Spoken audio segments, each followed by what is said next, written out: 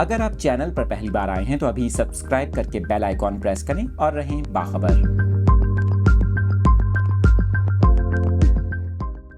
इस वक्त आपको मनाजिर दिखा रहे हैं। सुबह सिंध के मुख्तलिफ इलाकों में लोकल डेवलपमेंट के बायस बारिश हुई अचानक, जिससे मौसम कदरे खुशगवार हो गया है। M9 मोटरवे के मनाजिर भी आप देख सकते हैं, जहां पर बारिश के साथ साथ बताया जा रहा है कि तेज़ हवाएं भी चली हैं, जिससे मौसम काफ़ी खुशगवार हो गया। गर्मी की शिद्दत में कमी आ गई। अचानक होने वाली बारिश के बायस वहाँ पर शहरियों ने सुख का सांस लिया। आपको बताएं कि गुज़िश्ता चंद रोज़ से सिंध के बहुत से इलाकों में गर्मी है और कराची के करीब M9 मोटरवे पर बारिश के मनासिर आप स्क्रीन पर देख सकते हैं। आपको बताएं कि नूरियाबाद में गरज चमक के साथ बारिश और चंद मकामात पर आंधी की भी इतलात मौसूल हुई हैं।